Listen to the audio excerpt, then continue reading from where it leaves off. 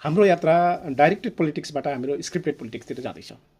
Scripted पोलिटिक्सको प्रवृत्ति कस्तो हुन्छ भने हामीले हेर्दाखेरि भरभराउँदो युवा अवस्थाको अथवा चाहिँ जोसिलो जाँगरिलो सुटेड बुटेड चाहिँ अङ्ग्रेजी मिठोसँग अङ्ग्रेजी बोल्न सक्ने र अझ भनौँ मिडिया मैत्री चाहिँ सम्बन्ध भएको नेतृत्व देखिन्छ, जसले निर्णय चाहिँ स्वाभाविकले गरिरहेको जस्तो चाहिँ उसले अभिनय गरिरहेको हुन्छ। तर वास्तवमा यो कथाहरू अरूले नै लेखिदिएको हुन्छ अथवा यसको स्क्रिप्ट चाहिँ अन्तैबाट तयार बनाइएको हुन्छ र यहाँ पढ्ने काम मात्रै गरिएको हुन्छ। तपाईँले केही नेताहरूलाई हेर्नुभयो भने पनि उनको लवज शैली, उनले निर्णय प्रक्रियामा भाग लिँदाखेरि गरेका चाहिँ तर्कहरू बहसहरू हेर्नुभयो भने चाहिँ के देख्नुहुन्छ भने कतै न कतै चाहिँ यो पोलिटिक्स यो लिडरसिप होइन चाहिँ स्क्रिप्टेड छ, अथवा चाहिँ यस्तो खालको राजनीतिमा कसैको दबाब, कसैको आदेश, कसैको निर्देशन र कसैको हितमा काम गर्नुपर्ने बाध्यता हुन्छ। यसको परिणामस्वरूप राष्ट्रिय स्वाधीनता नै निकै कमजोर अवस्थामा रहने खालको चाहिँ एउटा सम्भावना देखिन्छ। अब यसलाई हेर्दा हामी के देख्छौँ भने यस्ता नेतृत्वहरूले देशको श्रम स्रोत भविष्य पुरापुर रूपमा चाहिँ बाहिरियाहरूको चाहिँ स्वामित्वमा वैधानिक रूपमा धकेल्ने प्रयत्न गर्दछन् यिनीहरूले। यो खालको चाहिँ प्रवृत्ति देखिन्छ। र अर्को छ डाइरेक्टेड पोलिटिक्स र लिडरसिप। यी नेताहरू, यी दलहरू अथवा यो राजनीति कस्तो प्रकारको हुन्छ भने बाहिरी शक्ति, दात्री निकायहरूको दबावमा चाहिँ हुन्छन्, तर उनीहरूले त्यो दबावहरूलाई म्यानेज गर्ने कोसिस चाहिँ गरिरहेका हुन्छन् होइन।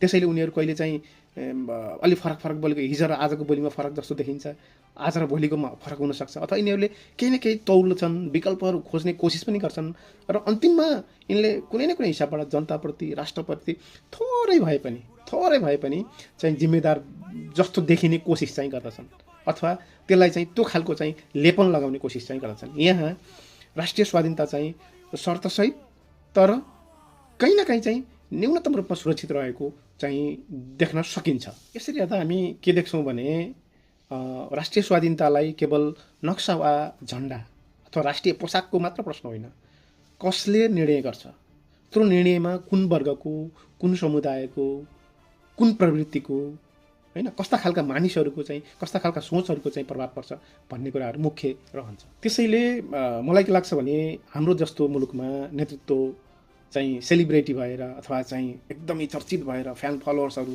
बटुलेर होइन, अब त्यस्तो भएर चाहिँ अथवा त्यो खालको चमक धमक मात्रै भएर हाम्रो मुलुक सही ढङ्गबाट सञ्चालन हुन्छ, सही ठाउँमा पुग्छ भन्ने मलाई लाग्दैन। हाम्रो नेतृत्व रणनीतिक हुनुपर्छ, स्वाधीन हुनुपर्छ र राष्ट्रिय हितलाई सदैव केन्द्रमा राख्ने खालको त्यो खालको चाहिँ क्षमता, त्यो खालको चाहिँ हिम्मत, साहस बोकेको चाहिँ नेतृत्व हाम्रो मुलुकलाई चाहिएको छ। अहिलेको पोलिटिक्सले, विगतको पोलिटिक्सले दिएन, त्यस कारणले हामीले नयाँ खालको चाहिँ राजनीतिक, नयाँ खालको चाहिँ नेतृत्व हामीले खोजिरहेका छौँ। तर अहिले जे भइराखेको छ, हामी सबै दलहरूमा यो वा त्यो भन्न जरुरी छैन, सबै दलहरूमा भएका तौर तरिकाहरू हेर्ने हो भने के यो राजनीतिले हाम्रो देशको हित गर्ला, हाम्रो राष्ट्रिय स्वाधीनताको रक्षा गर्ला, यसमा शङ्का गर्ने प्रशस्त ठाउँहरू छन्।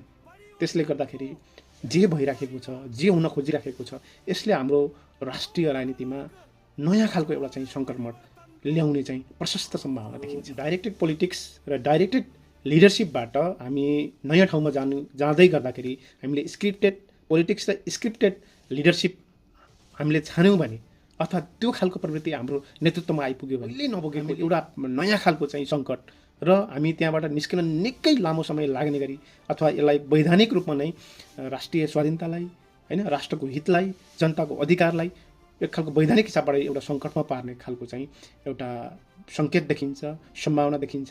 त्यसैले हामी सचेत नागरिकहरूले गम्भीरतापूर्वक सोच्न जरुरी छ।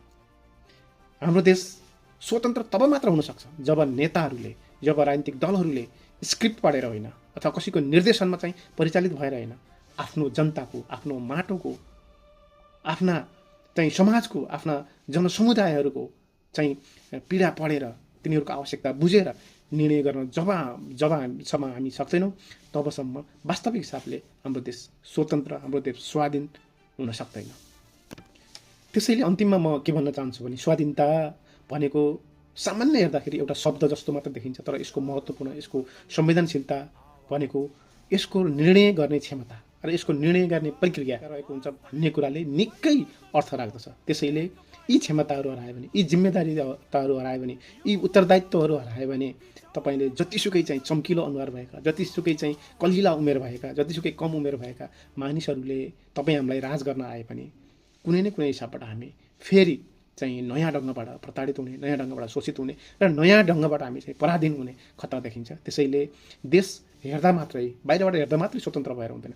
वास्तविक रूपमै निर्णय अधिकार हाम्रो देशभित्र, हाम्रो जनता समक्ष यो जबसम्म आउन सक्दैन तबसम्म देश यस्तै हामी एउटालाई गाली गरेर अर्कोतिर सर्ने, अर्कोलाई गाली गर्न तयारी भएर फेरि अर्को छान्नुपर्ने यो बाध्यतातिर हामी जान खोज्दैछौँ, चाहँदैछौँ। त्यसले गर्दाखेरि अहिले हरेक पार्टीमा देखिएको जुन खालको सङ्क्रमण छ यो एकै ठाउँबाट सञ्चालित स्क्रिप्टेड पोलिटिक्स हो कि होइन भन्ने कुरा अब जनताले खोज्नुपर्ने भएको छ। अब तपाईँ हामीले खोज्नुपर्ने बेला भएको छ। धन्यवाद।